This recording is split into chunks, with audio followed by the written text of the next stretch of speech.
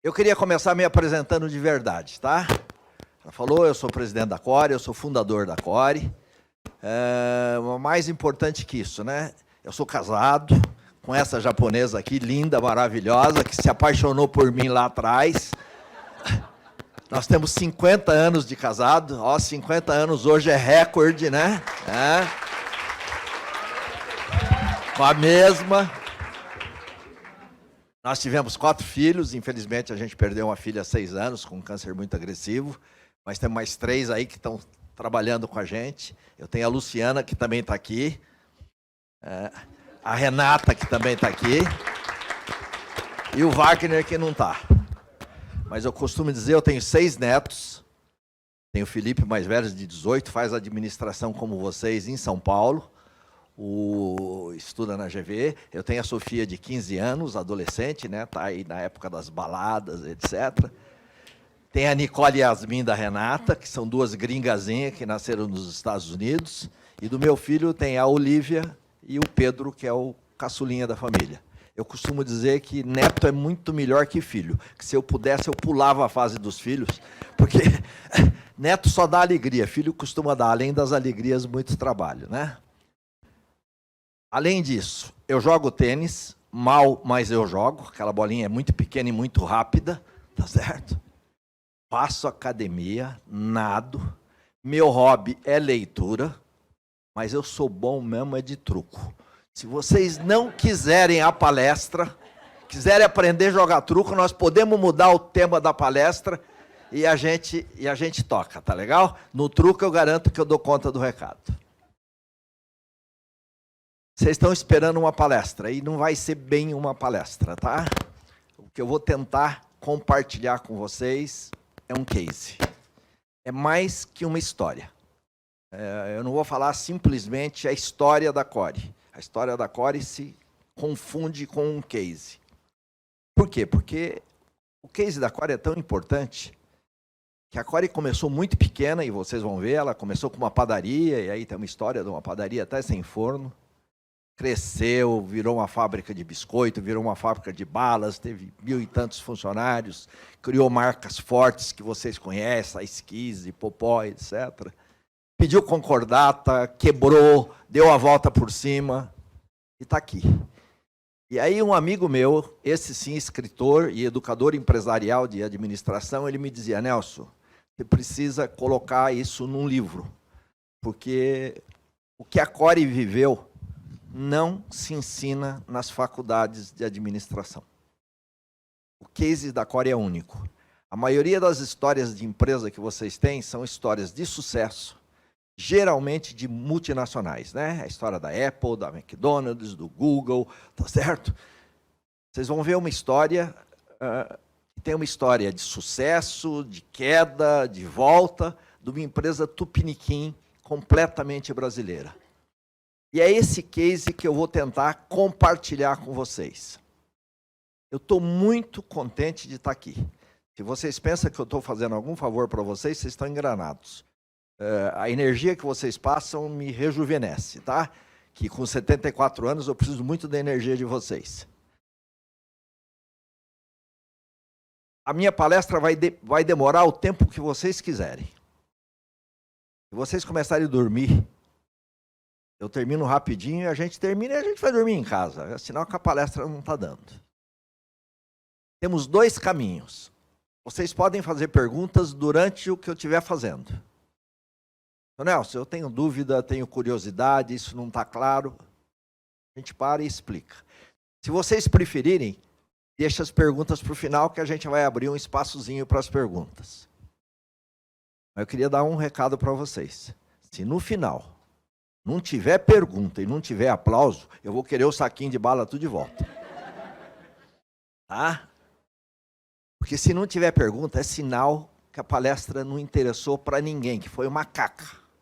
Então a gente termina rapidinho e vai embora. A palestra pode demorar o tempo que vocês quiserem. Tá? História eu tenho aqui para ficar aqui até amanhã e eu não tenho problema de tempo. Tá? Quem tem problema de tempo são vocês. Eu estou feliz de estar aqui e queria cumprimentar vocês, tá? Eu acho que existem 2 maneiras na vida da gente aprender as coisas. Uma é com a experiência dos outros. A A gente aprende estudando, ouvindo, etc. E outra é com a nossa própria experiência, com os próprios erros e acertos. Seria ótimo se a gente aprendesse só com a experiência dos outros. Mas isso não é possível, a gente tem que combinar os dois. É a primeira jornada de administração que vocês estão fazendo. E eu vi a quantidade de gente boa que vocês estão conseguindo trazer, que vocês estão podendo ouvir, participar, aprender, etc. Gente, aproveite.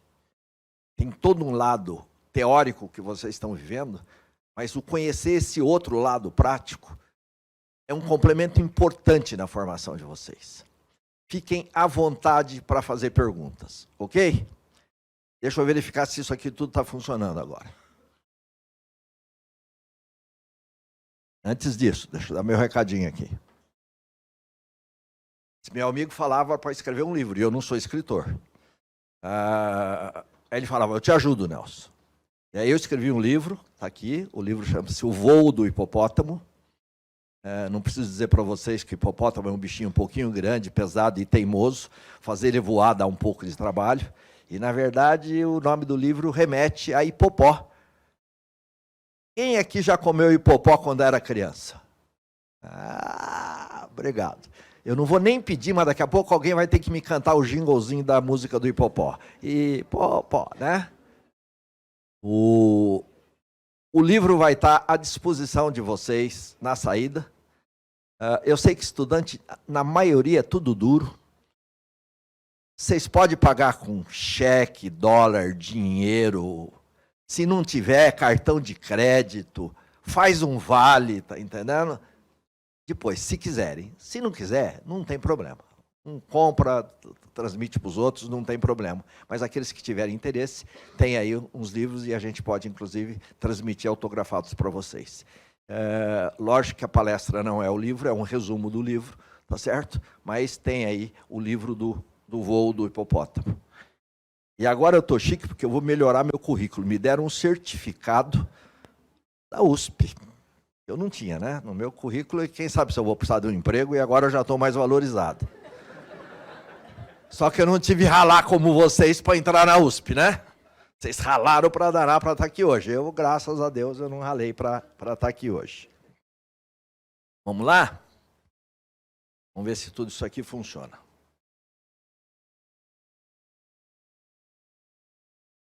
Tchau, tchau. Essa aqui é uma trilhazinha. Eu sei que uma porção de vocês ouviram palestras querendo mostrar para vocês o lado empreendedor. E uma porção de vocês tem um lado empreendedor na veia. Mas eu queria dar o primeiro recado. Em 1968, quando eu comecei com a padaria Bengala, era uma padaria sem forno. Aí vocês vão falar, seu Nelson, o senhor acha que é meio maluco mesmo, né? Eu não sei o que vai virar essa palestra. A grande desculpa da maioria dos empreendedores eu tenho uma ideia maravilhosa, mas eu não tenho dinheiro. E aí eu não posso começar o meu negócio. Quando eu comecei a padaria, eu trabalhava numa rede de varejo que se mudou para São Paulo. E São Paulo não era a minha opção de vida. E eu pesquisei uma porção de negócios e me surgiu uma oportunidade importante. A 50 metros da casa dos meus pais, tinha uma padaria, chamava Padaria Esmeralda, que era um formigueiro de gente. E eu ia lá quando criança comprar pão, etc. E quando sobravam uns trocadinhos, eu também comprava minhas balas, xícaras, etc. E essa padaria fechou. E não abriu nenhum concorrente no lugar. Eu falei, puxa vida, se há 10 anos atrás esse ponto aqui era tão bom. E aí eu comecei a pesquisar o negócio padaria. Pesquisei e me pareceu que era um negócio bom, embora eu não entendesse absolutamente nada de padaria, a não ser comer o pãozinho. Mas o dinheiro não dava. A padaria tinha demolido o forno, que naquela época era um forno de tijolos. E eu não tinha dinheiro para comprar o forno. Em 1968, eu fazia o que hoje está moderno, né? Hoje vocês conhecem falar em terceirização, né? Eu vou terceirizar a minha produção. Os mais chiques aqui em inglês vão falar em outsourcing, né? Eu vou terceirizar a mesma coisa. Eu comprava pãozinho do concorrente para vender na minha padaria. A falta de dinheiro não foi impedimento para mim começar o negócio. Em pouco tempo, graças a Deus, a padaria deu lucro suficiente e nós instalamos o nosso forno. Foi coisa de 6 ou 7 meses. Uma outra coisa que, para aqueles que pretendem ser empreendedores, tá? Empreendedor que se preza, bota a mão na massa. Tá? Vai começar um negócio? Vai lá saber como funciona. Vai lá aprender. Não dá para fazer um negócio mandando. Eu não entendia nada de pão. Eu já fui jovem como vocês pensam que não? Que lá o seu Nelson, na padaria, fazendo massa de pão, aprendendo, fiz curso na Fleshman, fiz curso no Itaú de Campinas, para ter um produto de boa qualidade e entender do negócio que eu fazia. Isso foi fundamental. E eu queria fazer um parênteses do empreendedorismo, porque tem muita gente que confunde ser empreendedor com as startups, etc., dizendo para vocês que tem, dentro das empresas, um espaço enorme para empreendedores. São os empreendedores internos. As empresas valorizam muito aquelas pessoas que têm iniciativa, criatividade, que não têm medo, etc. Tá? Então, para mim ser empreendedor, necessariamente, eu não preciso montar um negócio meu. Eu posso ser empreendedor dentro de uma empresa. Eu só preciso escolher a empresa certa. Passou. Tem outra palavra que vocês vão me ouvir falar durante todo o nosso bate-papo. Chama-se criatividade.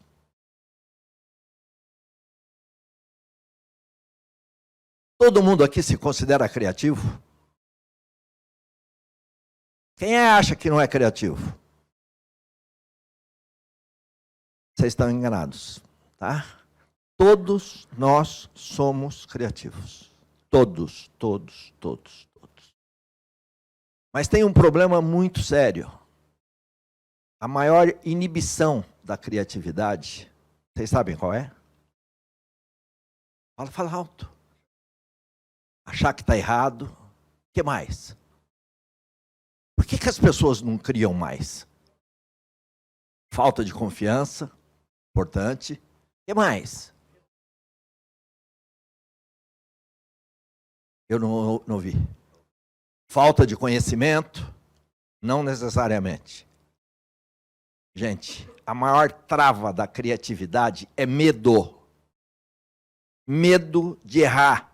Medo do ridículo. Medo de pensar diferente. E o duro é que às vezes esse medo não está só nas pessoas, não. As pessoas botam medo na gente.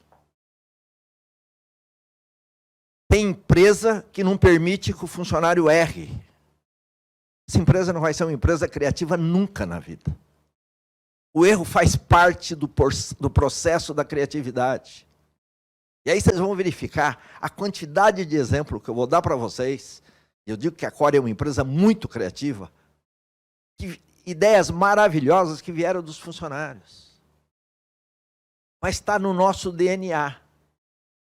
A padaria começou a crescer, começou a vender muito bem. Eu precisava abrir outra padaria e também não tinha dinheiro. E aí eu percebia que uma porção de clientes da padaria faziam a feira e passavam na padaria para comprar o nosso pão, que era muito bom. Falei, puxa vida, se o cara sair da feira para comprar pão na padaria, por que eu não vou na feira? Montei minha barraquinha na feira. Primeira padaria Brasil a montar uma barraca na feira. Em pouco tempo, a feira vendia mais que a própria padaria. Com que investimento? Nenhum. Dinheiro? Criatividade pura. Outro exemplozinho de criatividade, eu adoro esse exemplozinho. Tá entendendo? Vocês vivem numa outra era, né? Que não é a minha. Mas naquela época, vocês não tinham o benefício de passar numa loja de conveniência e ter pão quentinho a toda hora, né? Naquela época, pão quentinho, se quisesse, tinha que levantar às 5h30 da manhã, 6 horas, que é a hora que saiu o pão quente, ou mais ou menos entre 2, 3 horas da tarde. De manhã, tudo bem, os mais velhos iam lá, compravam o pão, uns às 5, outras às 6, outras às 7, outras às 8. Mas as crianças que queriam tomar o lanche da tarde ficavam esperando o pão quente. E era um problema, porque elas chegavam na padaria 2 horas e o pão não tinha crescido ainda. Ia demorar 40 minutos. Isso dava um problema. O que nós fizemos? Metia uma sirene na padaria. A hora que saía pão quente, tocava a sirene, fazia um barulho desgraçado no bairro inteiro. Olha o que acontecia. Quanto custou a sirene? Uma puta mídia de custo zero. Não precisou de rádio, não precisou de televisão, não precisou de panfleto, não precisou de nada. Criatividade, simples. Aqui eu tenho uma linhazinha do tempo que eu vou passar para vocês. Em algumas coisas eu vou dar uma acelerada. Se vocês acharem que não, volta lá, seu Nelson, que eu quero saber, eu volto, tá? Para que a gente possa fazer tudo no horário mais ou menos que a gente tem determinado. Em 1971, a gente já transforma a padaria numa fábrica de biscoito, em Lins. Aí a padaria sai de panificadora Bengala para biscoito Score. Em 1974, o biscoito foi muito bem. A gente começou a crescer, vender na região toda direitinho. E aí 2 irmãos meus vieram trabalhar comigo. Eu comecei sozinho e aí eu tive mais 2 sócios, 2 irmãos que, infelizmente, os 2 mais velhos faleceram. Em 1974, aparece uma oportunidade em Ribeirão Preto e a gente compra uma fabriquinha de balas em Ribeirão Preto. Tem alguém aqui que mora nos Campos Elíseos? Rua Pernambuco, Campos Elíseos, quase esquina com a Luiz Barreto, balas Apache, tá entendendo? Era uma fabriquinha pequena. Para vocês terem uma ideia de dimensão, a fabriquinha produzia 30 toneladas, 30 mil quilos de balas por mês. Hoje a Core produz 120 toneladas de bala por dia. Né? Mas para vocês terem aí, vocês imaginem aí, se alguém tiver calculadora com muito dígito, tá entendendo? Multiplica 120 mil quilos por 200, que é a quantidade de balas que tem no quilo, vocês vão saber a quantidade de balinhas que a gente coloca no mercado todos os meses, né? É uma notícia gostosa, né? Eu tenho um orgulho danado, né? De cada 3 balas duras consumidas no Brasil, uma é a esquisse. Cada 3 balinhas duras no Brasil, uma é a esquisse. Mas aí a gente compra as balas Apache e aí vira Core Apache.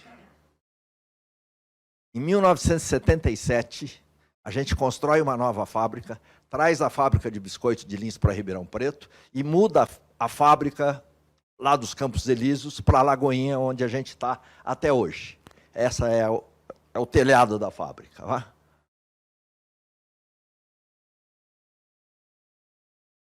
Essa aqui é a melhor história que eu tenho da Core. Gravem. Criatividade igual essa, eu acho que eu não tive... Eu não, que aliás a ideia não foi minha. Quem aqui gosta de chopp? Eu também. E naquela época a gente trabalhava mais do que a gente trabalha hoje, tá? A gente trabalhava até sábado. E num sábado, terminamos uma reunião com a equipe de marketing. Meio-dia, o que a gente faz? Sai da reunião e vai para onde? Vai para o Pinguim, né? Afinal de contas, ninguém é de ferro, não é só trabalhar. E aí no Pinguim, um chopinho vai, um chopinho vem. Alguém da equipe de marketing me faz uma observação. Seu Nelson, o senhor está observando? E todas as pessoas têm a tulipinha, não tem, do chopp? E tem tipo de uma bolachinha embaixo. Escrito os negócios. Ele falou, todo mundo olha o que está escrito na bolachinha. A gente não consegue aproveitar essa ideia para bala? Nossa. Como? Ah, não sei. Mas é interessante. Sábado, domingo, segunda reunião. Gente, apareceu um insight aqui que pode dar samba. A bala existe há mais de 2.000 anos. Antes de Cristo já chupavam bala, era um torrãozinho de açúcar, mas era. E ela sempre foi consumida por aquilo que nós chamamos de valor sensorial. Chupa uma bala de morango, uma bala de menta, uma bala de hortelã, uma bala de abacaxi. a ideia veio e nós colocamos os recadinhos nos papeizinhos da bala. Mania nacional. Agora eu vou fazer uma pergunta e vai ter gente que não vai ter coragem de responder, né? Eu tenho a impressão que uma porção de vocês, meninas e meninos, beijaram por conta da esquiz. Verdade? Receberam o recadinho, colecionava, botava, quero sair com você, quero um beijo. Gente, nós agregamos valor no produto sem nenhum custo adicional. Criatividade pura. Isso nos deu a liderança do mercado brasileiro de balas refrescantes. Uma ideia tomando chopp. Criatividade pura. Ninguém perguntou se dava para fazer, se podia, se a ideia era maluca, se não era maluca. Apareceu o insight. Nós discutimos e verificamos que a coisa poderia dar samba. Do recadinho na bala para a figurinha, um passo, né? Porque as balas não tinham figurinha. Aí nós já tínhamos o recadinho, a gente evoluiu para a figurinha. E aí a gente tinha o recadinho e a figurinha. E aí, de novo, uns malucos da Core, não eu, menos maluco que eles, falou, vamos lançar figurinhas dos signos? Todo mundo gosta de signo, né? Ah, nós vamos botar horóscopo nas figurinhas, vai ser uma febre. Como é que vai fazer? Falou, só que tem um problema. Do lado de fora, da balinha, tem que dizer que figurinha tem dentro, de que signo que é. Aquário com aquário, Libra com Libra, Capricórnio com Capricórnio. Só que são papéis diferentes, né? O papelzinho de fora da bala é um e a figurinha é outro, né? Simples, né? Como é que é o caso, esses dois? Parecia missão impossível. O pessoal da fábrica aceita os desafios. Um boom de venda e nós não esperávamos uma coisa. Comportamento do consumidor. Os donos das bombonières, os pipoqueiros ficaram loucos. Porque aí o pessoal não pedia mais Ice Keys signos. Eu quero Ice Keys de aquário com Libra. Abre lá, separa para mim. Não, mas não sei o que não combina com não sei o que. Mas não importa, gente. O que importa é que foi um sucesso danado. E de novo, eu estou falando de criatividade, gente. E eu não estou falando da criatividade só de criar o recado ou criar a figurinha. Posso falar da criatividade que foi, como é que eu combinava na fábrica, fazer os dois papeizinhos se combinarem. O pessoal teve que se reinventar, arrumar ferramenta, arrumar soluções novas, porque a máquina não fazia isso.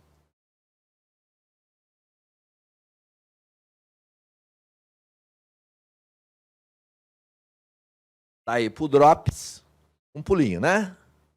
Tem o Bala Ice Keys, vou lançar Drops. Eu odeio falar nome de meu concorrente em palestra minha. Mas esse eu tenho que respeitar. Coisa que mais me irritava na vida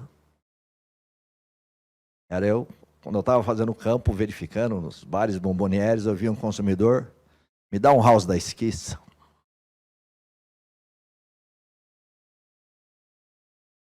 Vocês estão rindo, né?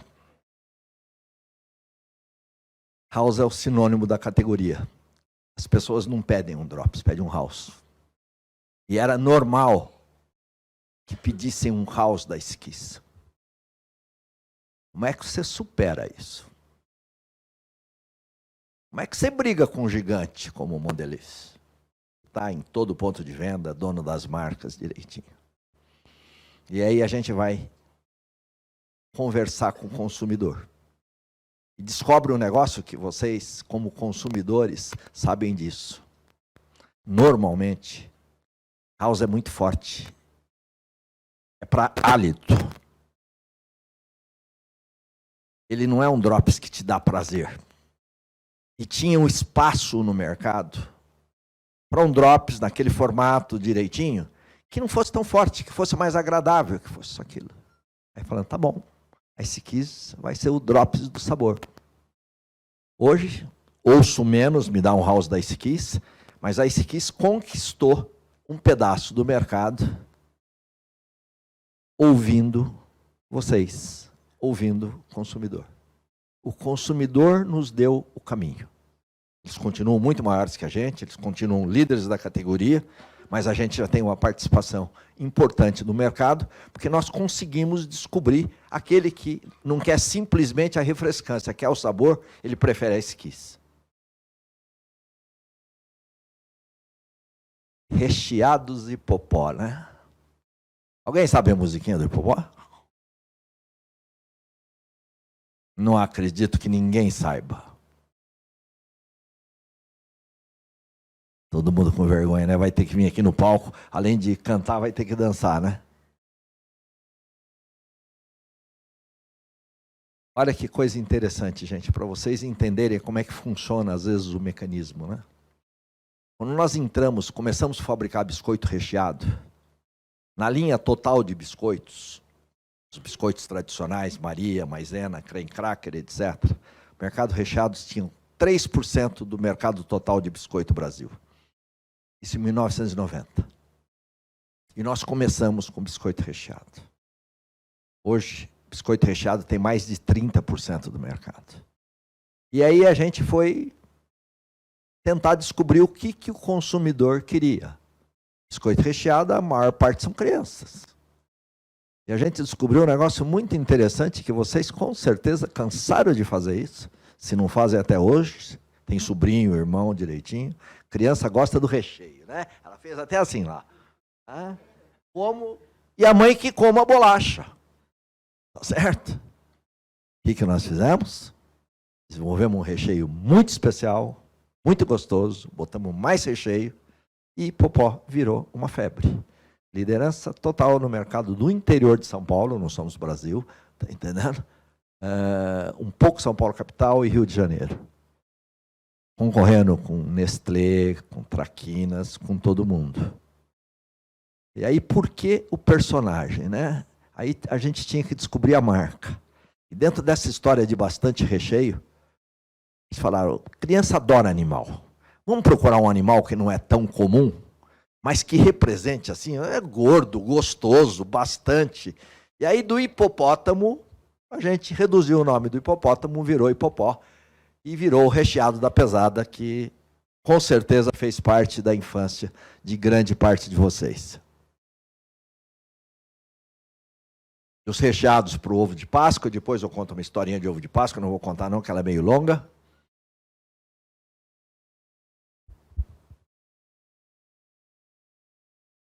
Graças a Deus, vocês são jovens.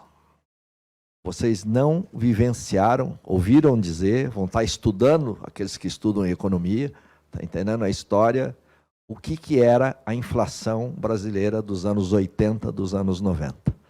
Era uma loucura, né? A gente falava de inflação de 70%, 80% ao mês. E isso criava um problema muito sério.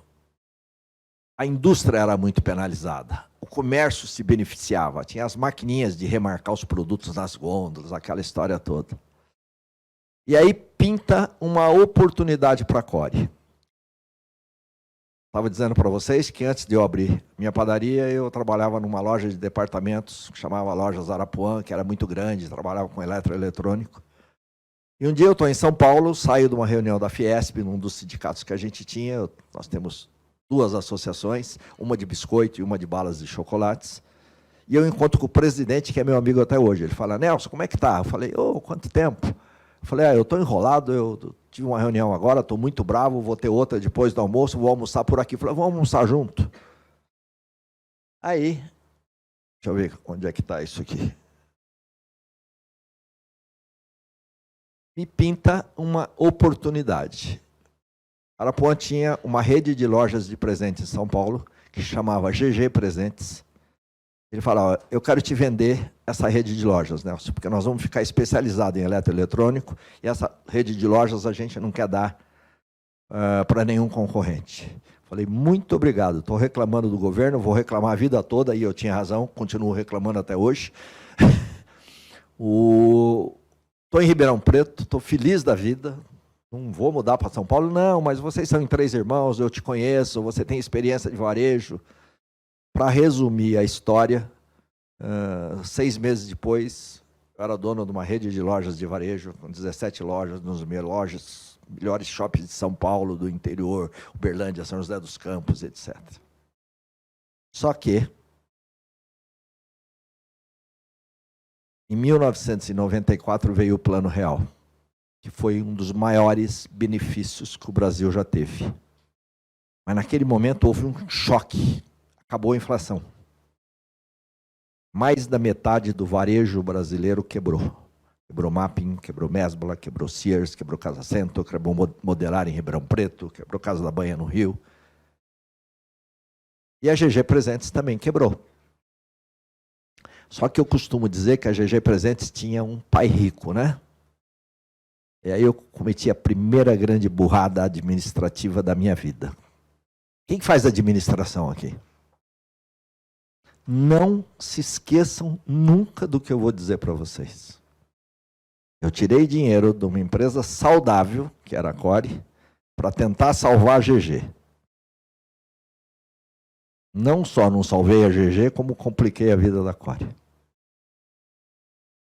Isso não se faz em administração. Esse erro é capital. Quem acha que taxa de juro hoje é alta, e vocês agora tem economistas aqui, né? Qual que é a taxa Selic hoje, quem sabe? Tá todo mundo afiado aqui, né? 6,5%. Naquela época, a taxa Selic chegou a 48%. 8 vezes mais do que hoje. Então, se os juros hoje são altos, imagine 8 vezes mais do que isso. Os juros superavam 200%, taxa Selic a 45%. E aí a gente perdeu foco, perdeu dinheiro, perdeu talento, só perda.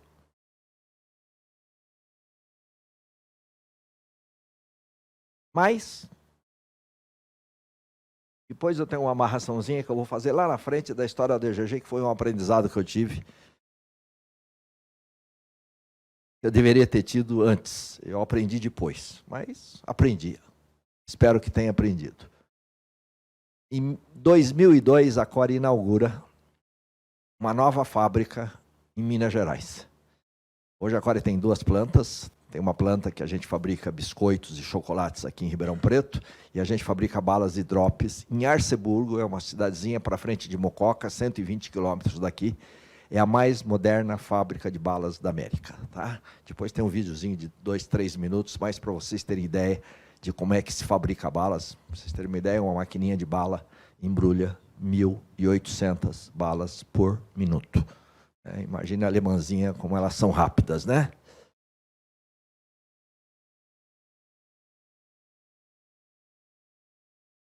Esse é um projeto que eu tenho o maior orgulho. Eu queria compartilhar com vocês, quando o pessoal fala de responsabilidade social.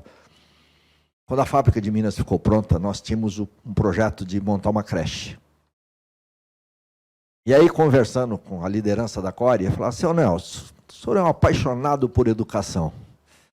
Será que a gente não poderia fazer para os filhos dos funcionários algo melhor do que a creche? Eu gostaria. O que você sugere? Vamos dar uma escola? Eu falei, escola tem no município, tem vaga, não tem problema. Eu falei, não, eu estou falando de uma escola de alto nível. Vamos dar para essa meninada uma escola que dinheiro não compra. Vamos fazer uma formação especial. Eu brincava com eles. Nem bala vocês sabem fazer direito, vocês vão querer fazer educação. Seu Nelson, nós damos conta. Para simplificar, nós inauguramos em 2003 o SEC, Centro Educacional Core, que agora na verdade é ISEC, porque teve que botar um instituto na frente. Eu tenho, acho que um videozinho aqui. Tem, Reinaldo? Rapidinho, tá?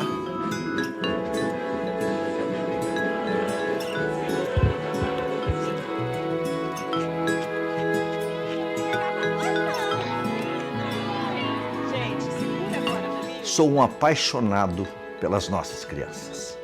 É uma longa história maravilhosa que vou tentar resumir em poucas palavras. Nós fazemos parte de um grande grupo de brasileiros que acreditam que a solução do país está na educação.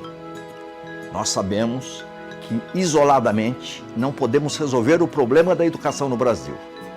Mas isso não pode ser desculpa para ficarmos paralisados, criticando e esperando a solução por parte do governo, que infelizmente não vem. O grande propósito do Instituto CORE de Educação e Cultura, com apoio da Prefeitura Municipal, mas sem nenhuma outra ajuda governamental, era proporcionar aos filhos dos nossos colaboradores, e agora estendido a toda a comunidade de Arceburgo, uma educação de alto nível, que muitos de seus próprios pais não tiveram a oportunidade de ter.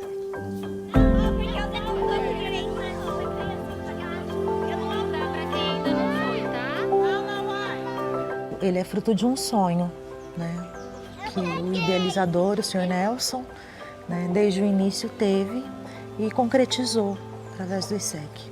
E entre organizar para que ele aconteça de fato, né, existe toda uma trajetória para fazer esse sonho fluir.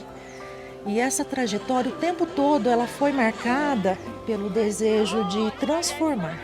Nós temos como diretriz no nosso trabalho a filosofia socio-interacionista construtivista, onde trabalha a construção do conhecimento pela criança, a socialização, né? E que ele sinta orgulho da sua história. Amor, a primeira coisa que eu aprendi foi isso.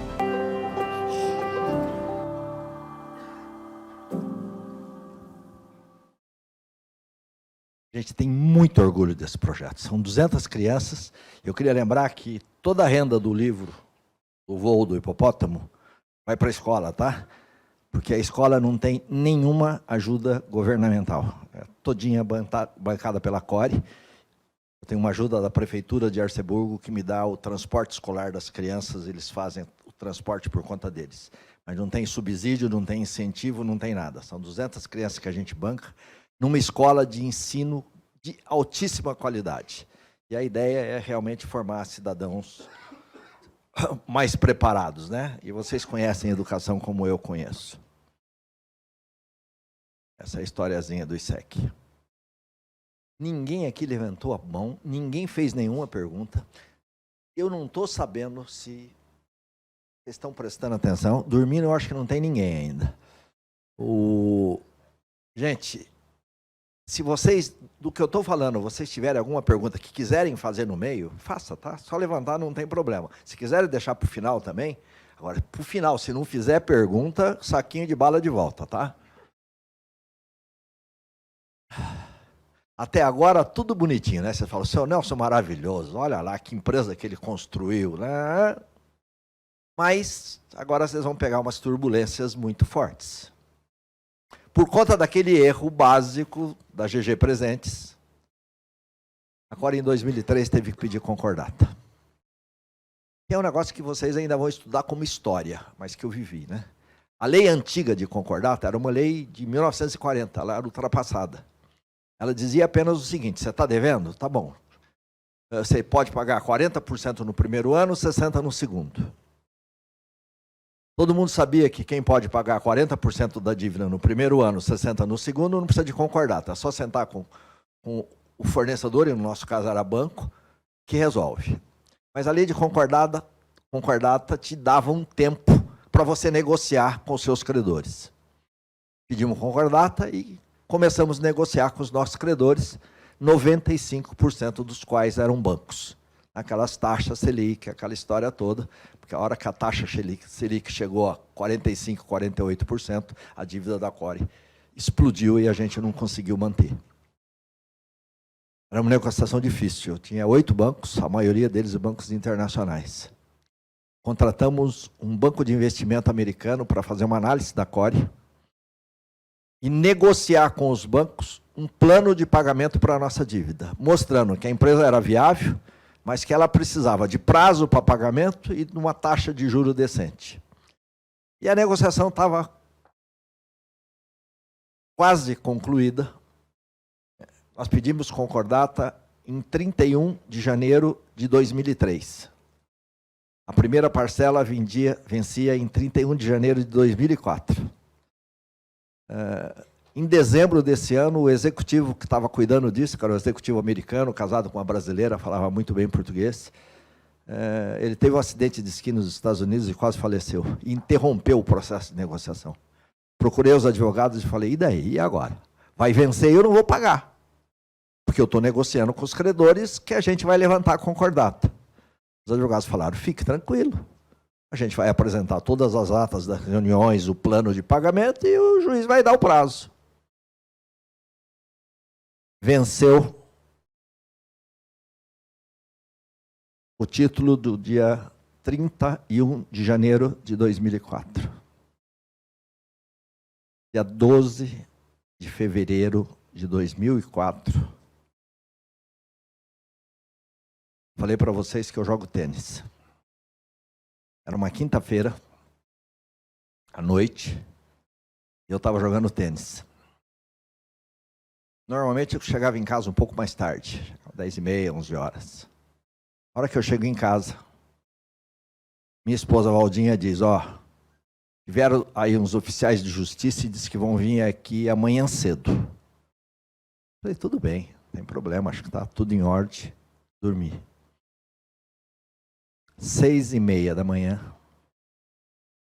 tinha uma empregada que trabalhou comigo 45 anos, aposentou, etc. Ela praticamente criou todos os meus filhos, a Cecília. Ela bate no meu quarto e disse, seu Nelson, tem 2 policiais aí querendo falar com o senhor. Policiais querendo falar comigo? É oficial de justiça. Para ela, oficial de justiça e policial era a mesma coisa. Me deu uma vontade, falei, 6h30 da manhã? Não, né? Pelo amor de Deus. Primeira reação, eu vou deixar eles esperando. Mas aquilo incomoda, né? E não é índole, né? Eu entro, lavo os olhos, escovo os dentes, não deu para fazer a barba porque eu tremia. Saí, era um casal de oficiais de justiça, dizendo, seu Nelson, super educados, desculpa, nós viemos trazer uma notificação para o senhor. Foi decretada a falência da CORE. Foi decretada a falência da CORE. Minha perna tremia. Eu falei, não, é engano, isso não existe. Não existe essa possibilidade. Falou, está aqui, está o documento. Eu só vim avisar o senhor cedinho porque nós estamos indo para a fábrica para lacrar a empresa. Estava conversando com ele. E aí a minha japonesa, a dona Valdinha, os íntimos, vocês vão ver no livro que ela é personagem. Ela percebe que tem alguma coisa errada. A minha casa não tem muro. Ela sai, ela pega na minha mão e ela diz, tenha fé. Pedi para os oficiais de justiça, falei, não vão para a fábrica, eu preciso procurar meus advogados, me dá um tempo que eu vou tentar resolver isso, que deve ter algum engano. Liguei para os advogados direitinho e conseguimos que ao invés de fechar às 8 da manhã, eles fechassem a fábrica meio-dia. E aí eu fui para a fábrica, eles falaram, avisa o pessoal do escritório para tirar todos os pertences pessoais. Paulinho está aqui, trabalha comigo desde aquela época, né? E é normal o funcionário ter porta-retrato de filho, né? Lembrança, papapá. Dando a notícia para os funcionários para tirarem e ir embora, porque o juiz tinha decretado a falência da empresa. Não preciso dizer para vocês a choradeira, a emoção, o problema, como é que foi essa história toda. A CORE ficou 4 meses fechada. As 2 fábricas. A fábrica de Ribeirão e a fábrica de Minas. Aí pega advogado, vai para São Paulo, recurso para o juiz, vai direitinho, mas a justiça, quando a gente quer que seja rápida, ela demora, né? Imagine uma empresa de 1.300 funcionários, vendendo no Brasil inteiro, com a equipe no Brasil inteiro parada.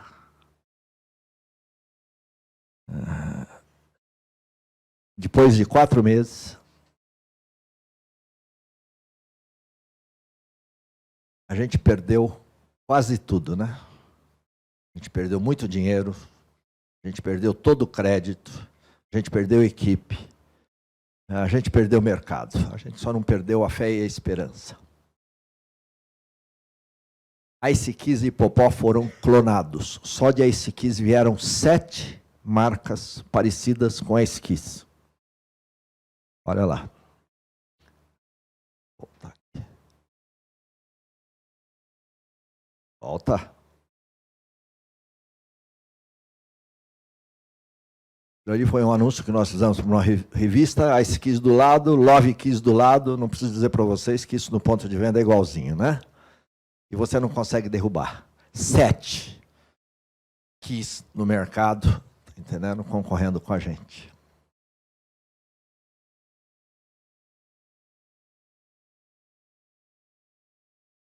Falei para vocês que esse episódio foi no dia 12 de fevereiro. No dia 16 de fevereiro é meu aniversário. Foi o aniversário mais emocionante que eu tive na minha vida. Eu não podia entrar na fábrica, era proibido. Nem eu e nem funcionários. E aí os funcionários, em algum lugar ali está marcado fevereiro 16 na foto, tem uma passeata dos funcionários, vieram os funcionários de Minas, indo para frente do fórum, para frente dos bancos, está entendendo? Pedindo a volta da Core, porque era o emprego deles que estavam em jogo. Aí funcionários da Core realizam manifestações contra a falência da empresa, aí notícia para todo lugar, né? Notícia ruim é ótimo, né? É jornal, a internet não era tão forte na época como é hoje, mas televisão era forte, aí a Core era notícia, e notícia para todo lado.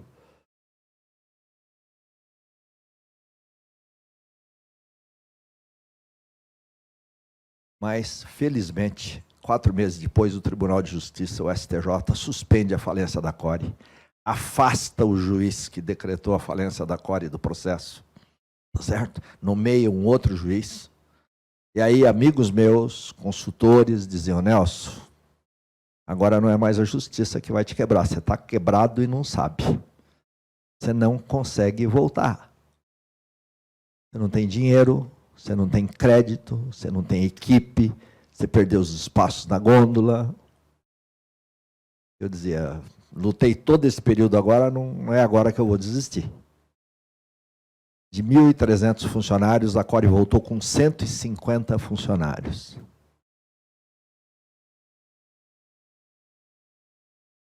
Seu nome como é que é? Vinícius. Obrigado, Vinícius. Mostra que você é inteligente e que você está prestando atenção na coisa.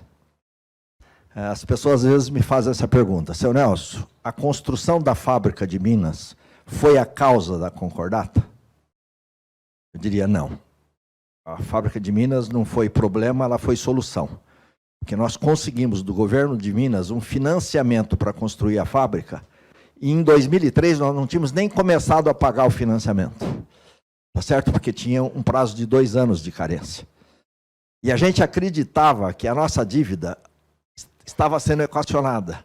E que a solução da fábrica, que quando a gente foi para Minas, e aí tem um detalhe importante, foi bom você fazer essa pergunta, Vinícius, porque no Brasil tem um negócio que distorce todo o processo, tudo que vocês vão aprender em administração, né? O que eu aprendi em administração é que você bota uma fábrica no lugar em função de algumas variáveis básicas. Ou você está perto da matéria-prima, ou você está perto do mercado de consumo, ou você está perto da mão de obra. No Brasil, nenhum desses 3. É incentivo fiscal que te leva. E aí você tem fábrica de chocolate no Nordeste, fabricando chocolate no Nordeste para consumir no Sul, por conta de incentivo fiscal. E a Core sempre foi muito assediada para tirar a fábrica de Ribeirão Preto e montar para todos os lugares. E Minas não era diferente. Um dia nós tivemos uma proposta do pessoal de Minas, mas foi uma proposta muito honesta, porque nós tínhamos um problema muito sério, mais do que incentivo fiscal. Os equipamentos da Core são quase todos importados. Eu falei que uma maquininha alemã embrulha 1.800 balas por minuto e não tem similar nacional. Só que não existe financiamento para compra de máquina importada. o governo se propôs a me financiar o equipamento. Então, nós conseguimos atualizar todos os equipamentos com financiamento do governo de Minas e construir uma fábrica moderna. Essa fábrica, na verdade, nos ajudou muito, porque é uma fábrica altamente produtiva, com nível de produtividade, etc.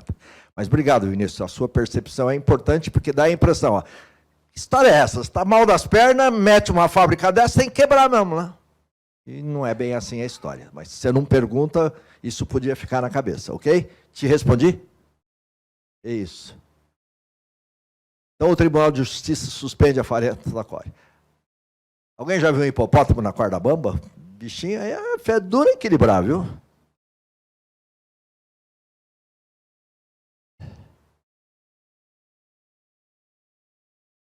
Diz que o destino conspira a favor, né? Em 2005, logo em seguida, a gente ainda em concordata, é aprovado no Brasil a nova lei de falências e recuperação de empresas. E aí a gente migra da concordata para a nova lei de recuperação.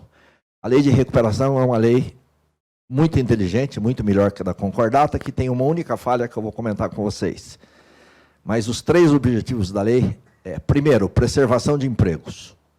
É a primeira coisa. Segunda, arrecadação de impostos.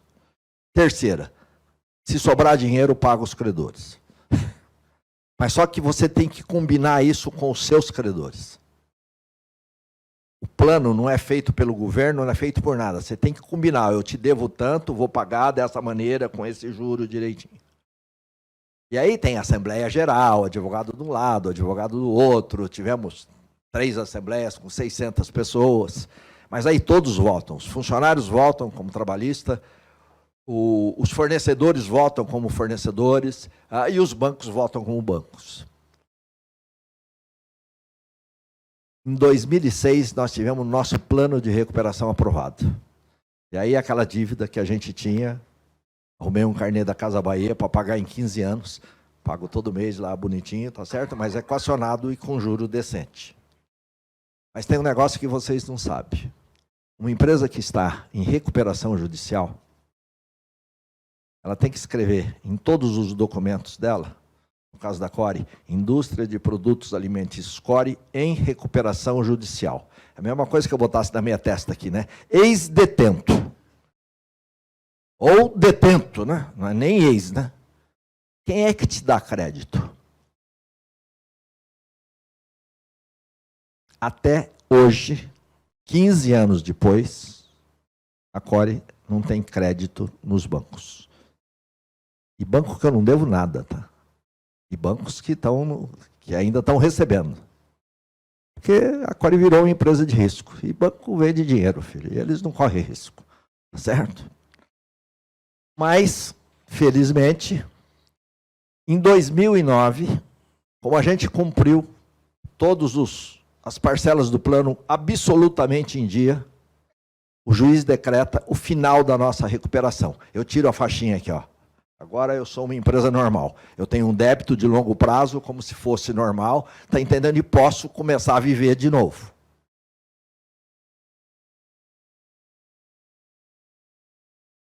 Não era para vir isso aqui ainda. Deixa eu ver.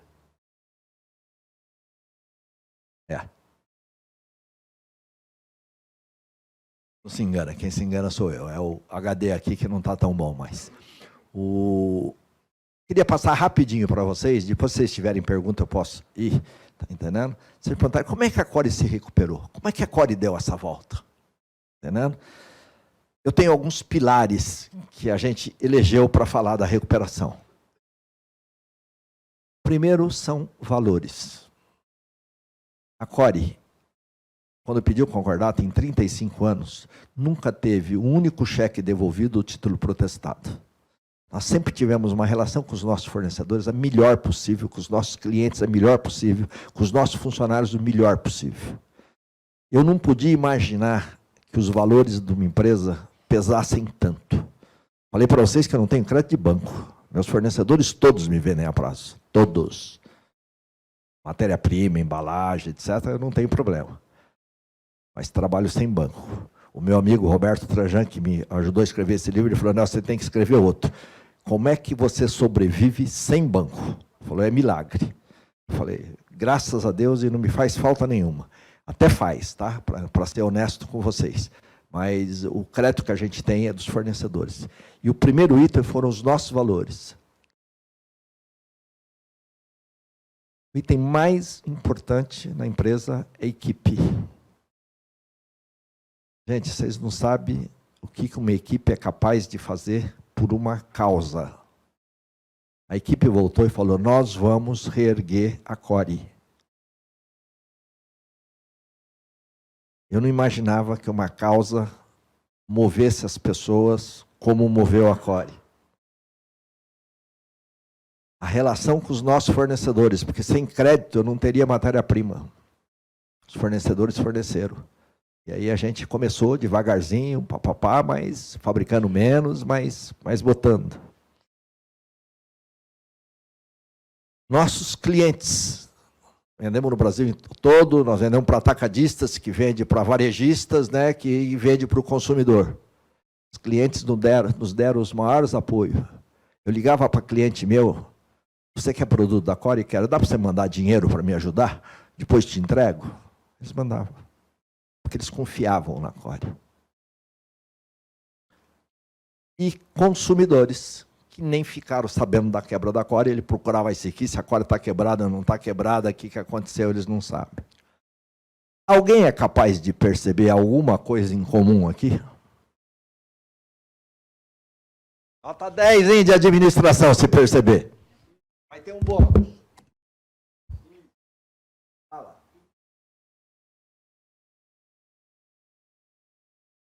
Fácil, né? Vou dar 20 para você, né? De bate pronto, né? Gente, os nossos pilares foram pessoas. Eu não estou falando para vocês de tecnologia, de sistema, de TI, de consumo, nada. Eu estou falando que pessoas mudaram a nossa história. Pessoas deram a volta por cima. Só pessoas. E tem um que não é pessoa, tá? Deixei para o lado de cá. As nossas marcas. Ice Kiss, Popó, Core, Shogou, Lilith, de Mel, Chita, que vocês estão chupando aí, que também está com a gente hoje, tá certo? A força de uma marca é extraordinária, porque para o consumidor ele não sabe o que acontece aqui. Ele queria um Ice Kiss e continuou comprando Ice Kiss. E quando a gente voltou a reabastecer o mercado, o consumidor continuou fiel para a gente. E aí vocês vão perceber da importância em administração de se construir uma marca. E como é difícil, viu? E como custa caro.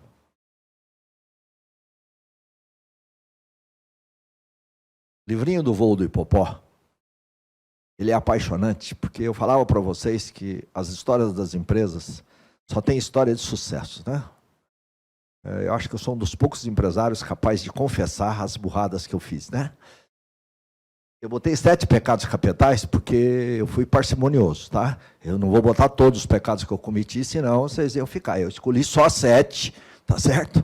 Mas 7 pecados graves. 7 erros graves que nós cometemos na gestão da Core. E que levou a Core àquela situação. Não foi banco, viu? Sabia que o juro era alto, aquela história toda, banco nenhum me enganou. Foi consequência? Foi. Eu vou tentar passar para vocês, eu explico isso já. Primeira coisa numa empresa, filho. Você não pode ter tolerância com mau resultado. E quando eu falo de mau resultado, produto que está vendendo mal, produto que dá prejuízo, cliente que é inadimplente, funcionário que não entrega o resultado que se espera dele, fornecedor que não cumpre o combinado. Gente, uma empresa vive de resultado. Excesso de tolerância é um problema. E a Core era excessivamente tolerante. Vamos dar mais uma chance. Vamos lá, vamos recuperar essa empresa. Pô, esse produtinho aqui é maravilhoso, né? Foi criado com tanto amor e carinho, ele não está indo, mantém. Pô, mas ele trabalha no vermelho, pô. Tira da frente. Não preciso dizer para vocês que eu sou paternalista até a última veia minha, né? E paternalismo é ruim. É ruim para a empresa e é ruim para as pessoas. Se a pessoa vai indo mal, dá uma oportunidade, mas às vezes a melhor oportunidade dela está em outra empresa, em outra função. Não fique querendo ficar com a pessoa porque ela tem não sei quantos filhos, porque ela simplesmente é um bom funcionário. O paternalismo excessivo é ruim. Agora era muito paternalista. Deixa eu voltar aqui que eu quero falar isso aqui. Eu queria que vocês gravassem isso, porque isso aqui mexe com vocês, nos processos de vocês, quando vocês forem trabalhar. Tá? Tem funcionários que têm autocomprometimento. Alguém pode me ajudar para definir o que é comprometimento? O que é comprometimento? Quando eu falo esse funcionário é comprometido, o que eu quero dizer? Vocês sabem. Volta para o colegial. Colegial não, para o Fundamental 2. Fala. Quer fazer. O funcionário comprometido é aquele que quer fazer. Se esforça para fazer. Não é isso? O que mais? Me ajudem. Está envolvido no processo. Não chega atrasado. Tem uma coisinha que quem sabe sai, né? Que é a expressão mais clara do comprometimento. Veste a camisa da empresa. Obrigado, né? O funcionário comprometido é aquele que veste a camisa da empresa. Só que só isso não basta. O funcionário precisa ser comprometido, precisa ter competência, precisa fazer bem feito, precisa entregar resultado. Quem é que joga futebol aqui? Foram modestos assim, porque eu ia perguntar se eles sabiam, né? E aí não. Mas futebol todo mundo entende um pouquinho, né?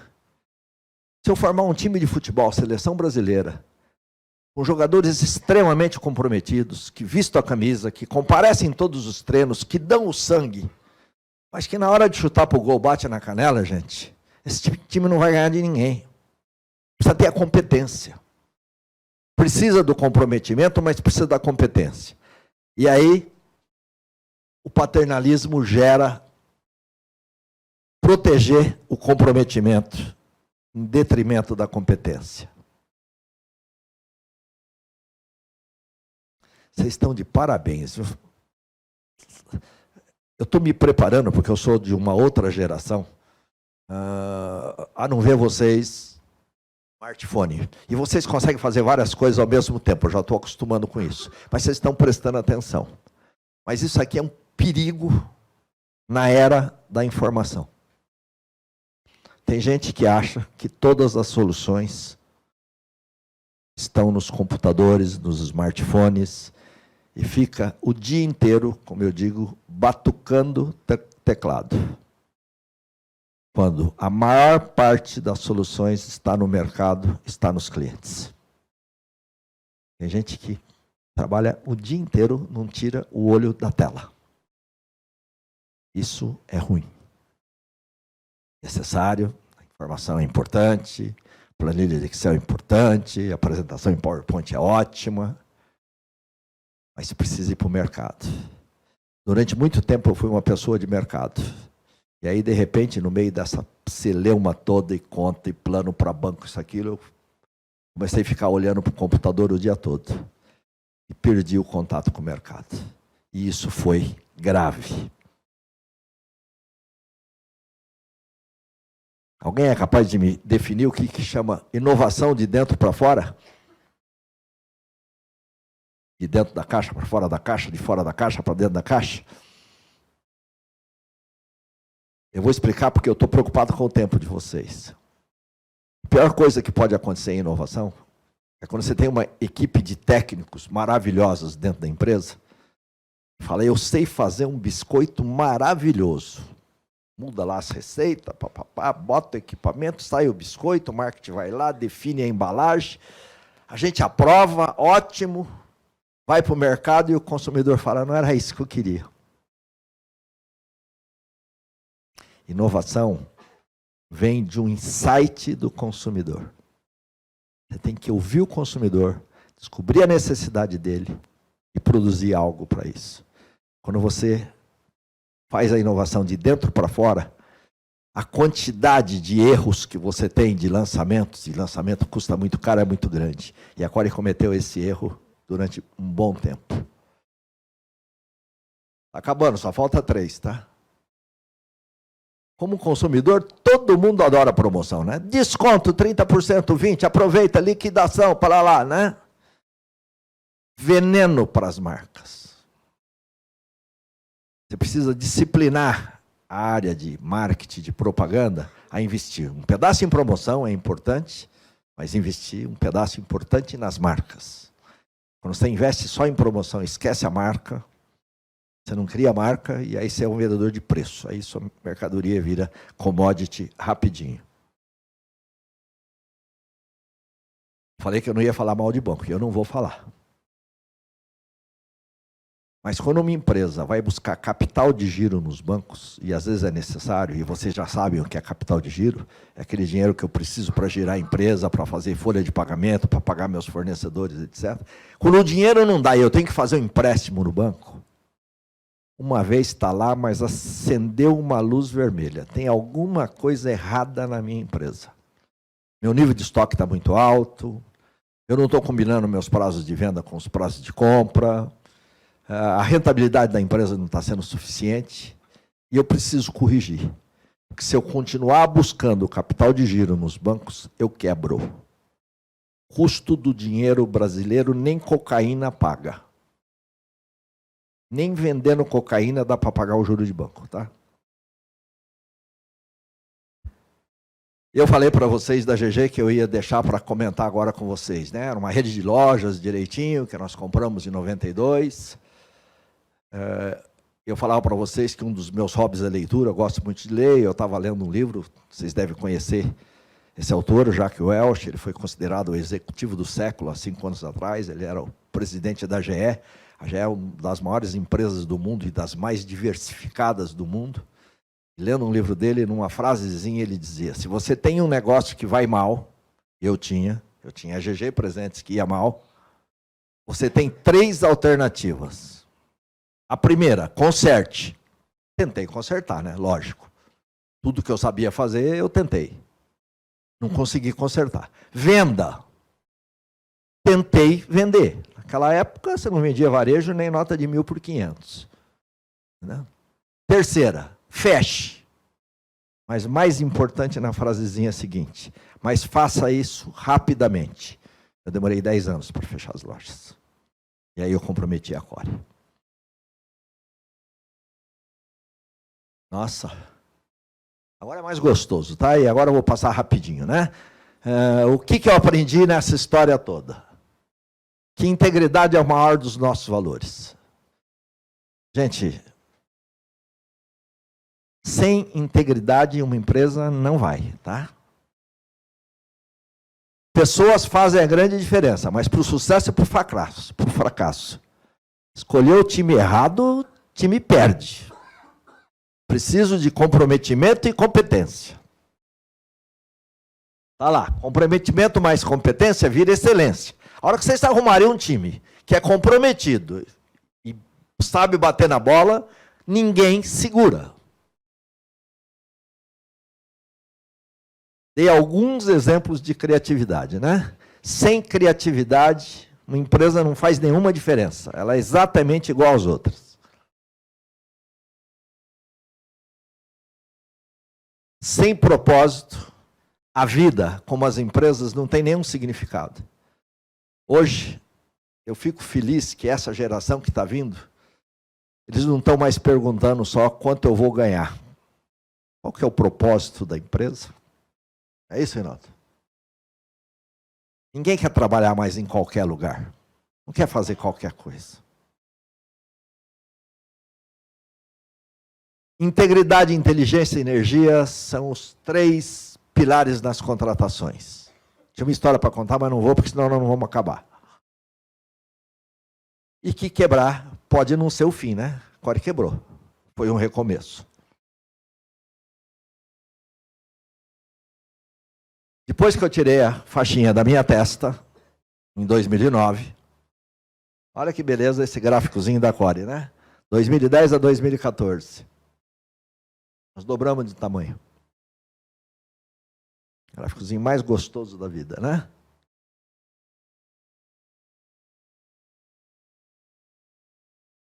Aí, impeachment da Dilma, uma super crise, né? 2015, 2016, 2017, 2018, e estamos andando como o mercado de lado.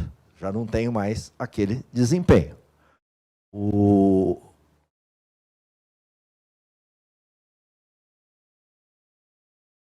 De vez em quando as pessoas me perguntam nessa crise, falam, seu Nelson, o senhor que tem muita experiência em crise, porque ninguém aqui tem mais experiência de crise que eu, tá?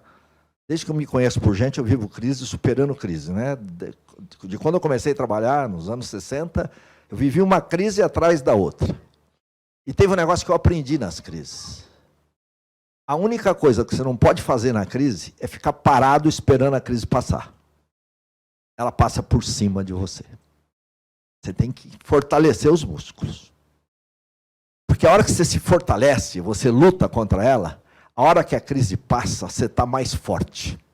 E aí você tem saltos de crescimento. E aí, a Core não ficou parada. A gente fez parcerias globais, a gente reduziu o custo, aumentou a produtividade, saímos da Páscoa, lançamos produto, abrimos novos mercados. Eu vou dar um exemplo para vocês agora, e como eu já falei demais, vocês não estão aguentando mais ouvir o senhor Nelson falar, já são 8h20. Eu vou pedir uma ajuda para as universitárias, mas deixa eu contar uma história para vocês que me tocou muito e que eu acho que é importante quando a gente fala de valores e fala de família. Eu tenho uma família maravilhosa, né? Aliás, eu tenho 3, né?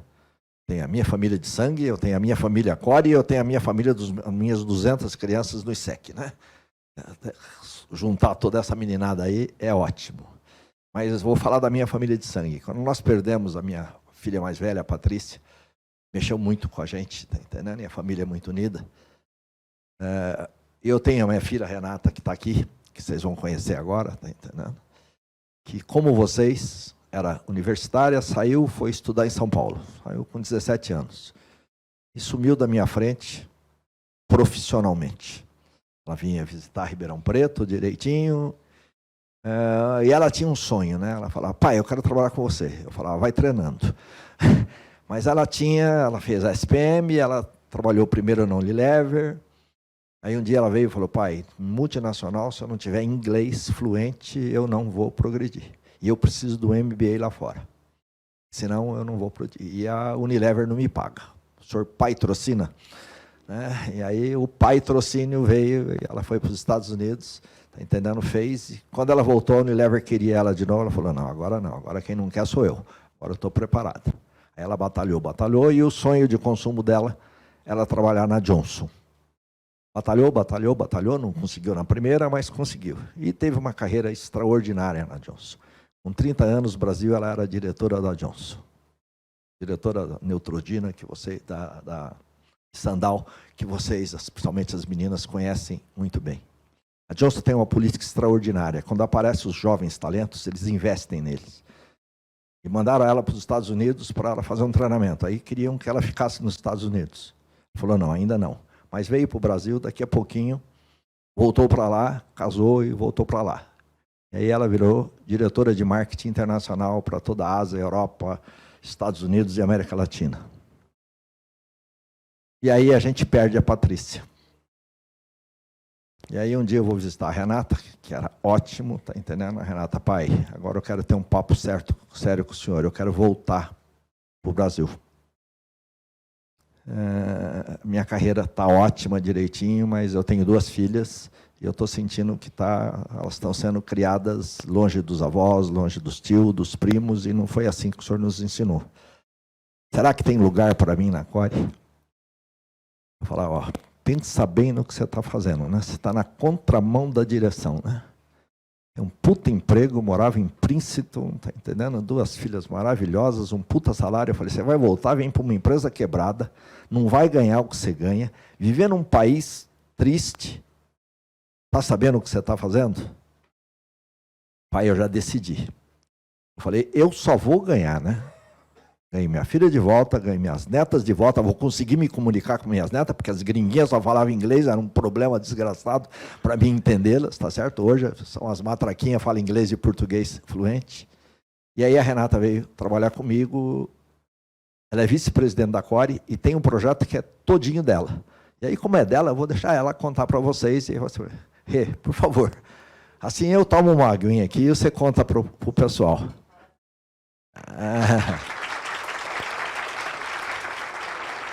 E isso é para vocês não pensarem também que a Core é uma empresa só de velho, né? Tem jovem, tá? Boa noite. Eu falo, eu não tenho 50 anos de empresa, mas eu nasci chupando bala. Eu só comecei a vender bala há 3 anos, mas eu nasci chupando isso. Cadê o...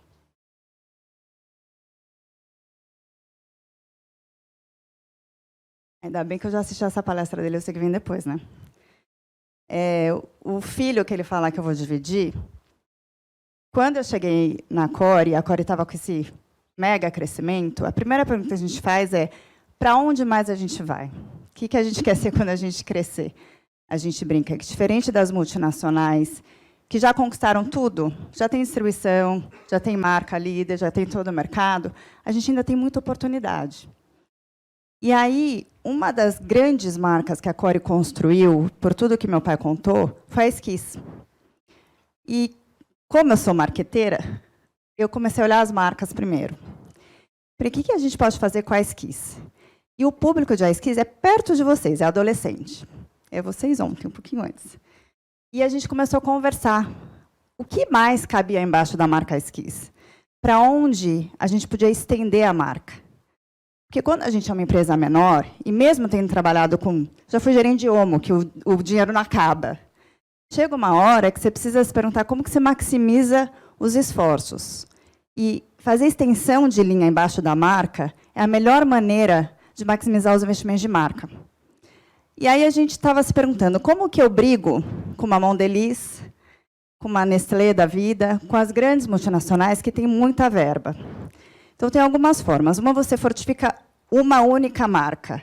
E aí você tem que ver o que cabe embaixo do guarda-chuva da marca. Então, essa é a primeira pergunta que a gente vai fazer para os adolescentes. O que mais que a Esquis pode ser? O que mais que vocês já consomem de guloseimas que vocês gostariam que a marca Esquis pudesse? E aí, cada marca tem um posicionamento. Tem coisa que cabe, tem coisa que não cabe. Então, os adolescentes falam e a gente escolhe o direcionamento da marca. A segunda coisa é escolher a foco. Porque mídia no Brasil é muito caro. Diferente do mercado americano, que a mídia é bem mais barata, no Brasil é muito caro. Mesmo nas mídias sociais. Porque o cachê de youtuber, a gente contratou o Felipe Neto para lançar esse produto. Quanto vocês acham que ele cobrou? Só para falar do nosso produto no canal dele, 2 vezes. Ele fez 2 menções. Dá um chute. 100 mil. Falar 2 vezes. Perto disso. Então, é caro. Mesmo que hoje os canais sejam diferentes, você não vai mais para a tela da Globo, porque ninguém mais assiste Malhação, como na época dos adolescentes do tempo da figurinha, que a Core ia para a Globo falar de Malhação, a gente contrata outros meios. E aí a gente tem que regionalizar. Porque se eu tentar brigar com uma Mondelez no Brasil inteiro, eu não tenho fôlego. Eles têm. Então, a gente escolhe as áreas que a gente tem parceiro de distribuição, que a gente já tem reconhecimento de marca, e aonde a gente tem relevância para o consumidor. Então, onde a Esquis já é líder com outros segmentos, com bala, a gente escolheu estender para outras categorias. Eu sempre falo que estratégia é escolha. Não dá para fazer tudo. Você precisa escolher um caminho e fazer bem feito. Então, a primeira escolha foi entrar no segmento de goma. Goma no Brasil, ou chicle, como os consumidores chamam, aqui a gente chama na fábrica goma de mascar, é um segmento de 4 milhões de dólares no Brasil, de venda. Trident domina esse segmento. Mentos entrou há mais de 10 anos atrás e deu uma cutucada, mas ainda fez pouco cosquinha, mas já virou a segunda marca. Então, a primeira coisa que a gente precisava fazer era como é que a gente entra para brigar com o Trident, tendo a relevância, a relevância de marca, a distribuição que eles têm e a grana que eles têm para construir a marca. Então, a gente escolheu a marca Esquis, que a marca Esquis já é líder em bala refrescante. Então, a gente falou, vamos escolher a marca que já é líder no segmento de guloseima, vamos estender para esse segmento. Vamos entrar com sabores refrescantes, que são os sabores da marca que já são associados. E são os sabores que representam 70% da venda do mercado, que é a hortelã e menta, são os verdes e os azuis. Então, a gente precisa de um produto que seja melhor que Trident e tenha um diferencial. Trident é posicionado porque a gente chama de jovens adultos. Então, são a partir de vocês até um pouco mais velhos. Eles começaram um trabalho de posicionamento muito para tirar o hálito também. E muito de países que não escovam o dente depois do almoço. Então, Trident, o posicionamento global de Trident também é reforçado por hálito. É muito funcional, a gente fala. Então, a gente queria brigar dentro da experiência, dentro de sabor e para o target adolescente. Então, o nosso discurso para o nosso cliente, convencê-lo, não era para ele parar de comprar Trident. A gente queria dar mais uma opção no portfólio dele. Ele já vende Trident. Ele vai vender mais uma marca que fala com um público diferente, que vai oferecer um posicionamento diferente, mas com o mesmo preço. Porque tem uma coisa na cadeia, quando a gente vende para o cliente vende para o varejinho, e às vezes ele vende para o pipoqueiro precisa ganhar o dobro do preço que ele comprou. Então, se eu vendesse uma goma barata, ele ia falar, nossa, eu vou ter que vender muito volume para ganhar o mesmo que Trident. Então, eu vendo o Trident, que é mais fácil. Então, a gente precisava ter um valor para esse varejista final que fosse o mesmo valor de Trident, para ele não perder no volume. Então, para ter o mesmo valor, eu precisava dar um produto bom. E aí, a gente foi falar com usuários de Trident. A gente fez uma pesquisa, na verdade, falar com viciados em Trident. A gente queria saber o que os fãs de Trident amavam e odiavam. Eles gostavam do status que a marca dava. Trident é uma goma cara, se eu ofereço na balada, eu sou o cara legal. Trident eu acho em todo lugar, então é fácil de achar. E é acessível, R$2 eu tenho. O que Trident não é bom? A Trident esfarela na boca. A goma é pequena.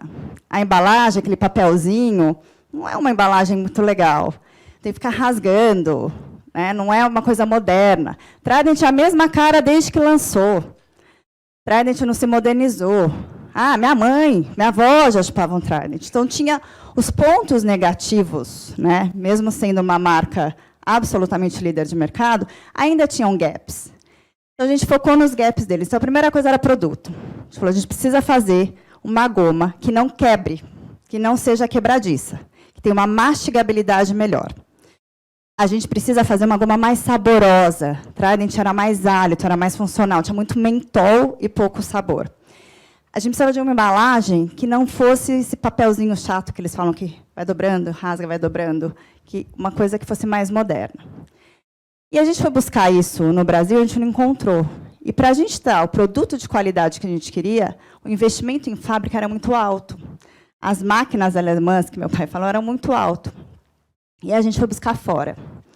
Diferente do pãozinho que ele buscou na esquina para vender na padaria, a gente foi lá para a Turquia.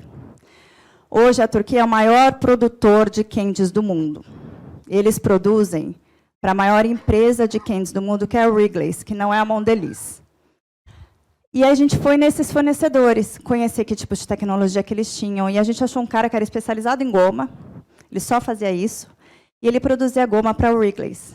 E aí a gente desenvolveu um produto que fosse bom para o paladar do brasileiro, e a gente testou, a gente demorou 2 anos para desenvolver esse produto. E a gente testou com o consumidor, o que a gente chamava de fãs de Trident e fãs de Esquis.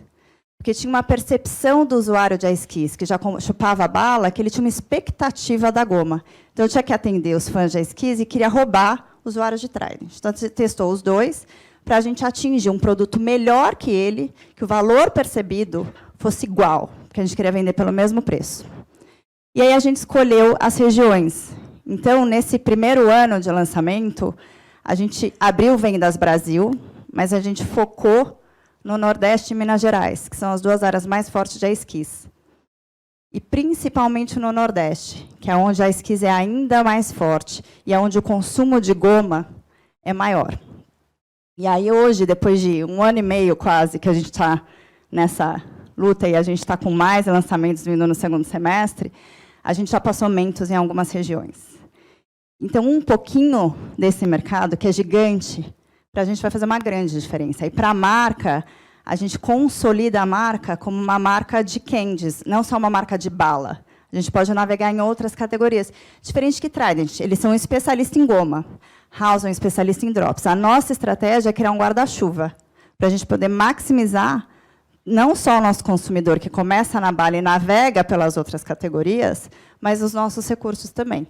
Então, a gente continua trabalhando nesse filhote, a gente ainda tem muito trabalho, porque brigar com esses grandes não é fácil, mas, como disse meu pai, a gente é uma empresa criativa. Então, a gente vai pelas beiradas e, no nosso jeito, conquistando.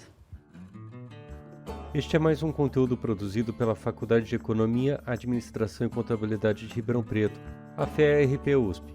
Veja todos os nossos conteúdos em vídeo em nosso canal do YouTube ou acesse o site media.fearp.usp.br para acompanhar também nosso podcast.